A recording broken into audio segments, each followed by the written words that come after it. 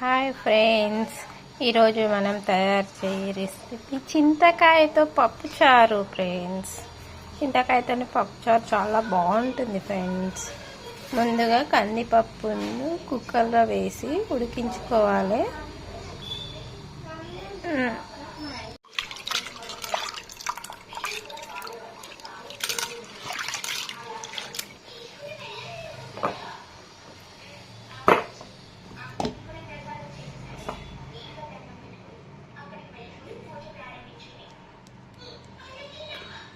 కొంచెం పసుపు,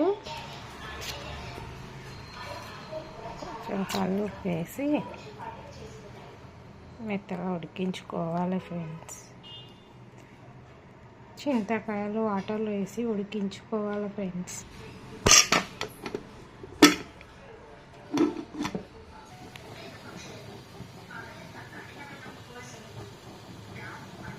వాటర్ వేసి ఉడికించుకోవాలి ఫ్రెండ్స్.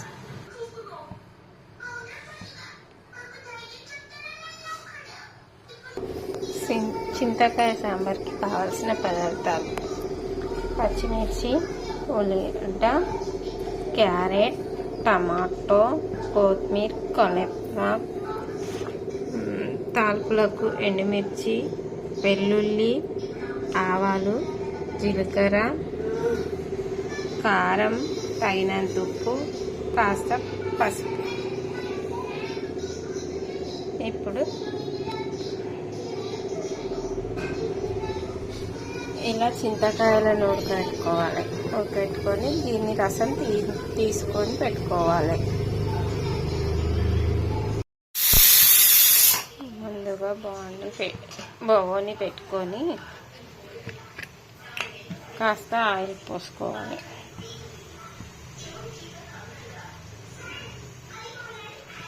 టూ స్పూన్స్ ఆయిల్,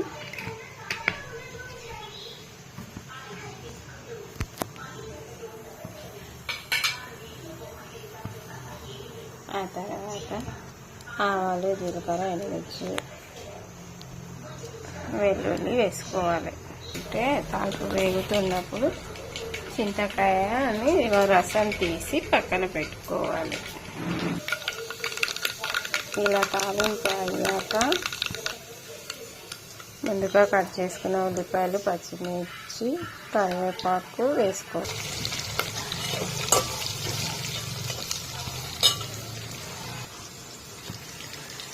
పసుపు వేసుకోవాలి.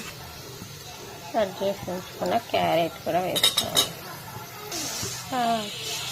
టమాటాలు కూడా వేసుకోవాలి. కారం 1/2 టీ స్పూన్, కొన్ని వాటర్ వేసి మగ్గనివ్వాలి. ఇలా ఉడికించుకోవాలి పప్పును.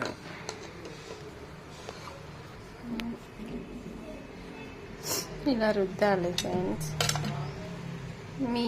ఇట్లా ముద్దపప్పు పక్కన తీసి పెట్టుకోవాలి ఫ్రెండ్స్. మీ ఇంట్లో కూడా ముద్దపప్పు తింటారా ఫ్రెండ్స్? మా దగ్గర చాలా ఇష్టంగా తింటారు ఫ్రెండ్స్. తాలింపులో పప్పు వేసుకోవాలి ఫ్రెండ్స్. పప్పు పోసుకోవాలి ఫ్రెండ్స్ తాలింపులో.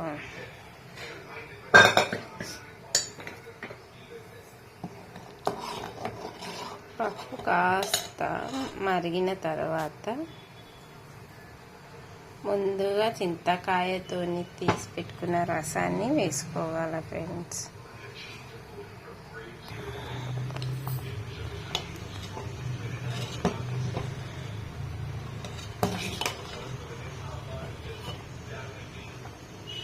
ఇలా పప్పు మసులుతూ ఉన్నప్పుడు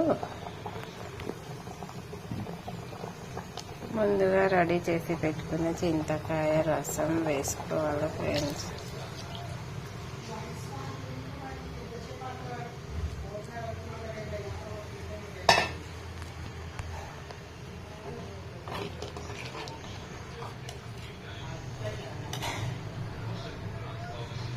అంతే ఫ్రెండ్స్. ఇప్పుడు తగినంత ఉప్పు, కాస్త షుగర్ వేసుకోవాలి.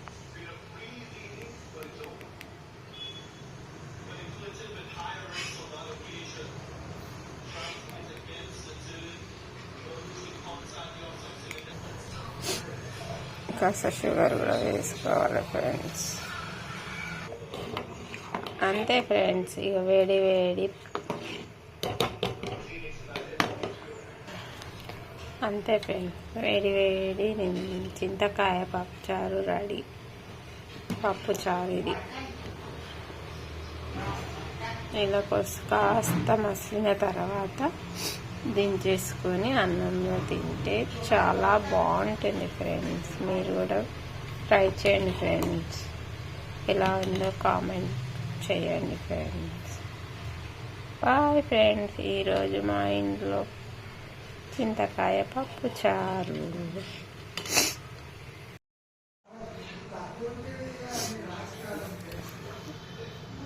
ఇలా ఎక్కువసేపు మసలు పెట్టదు ఫ్రెండ్స్.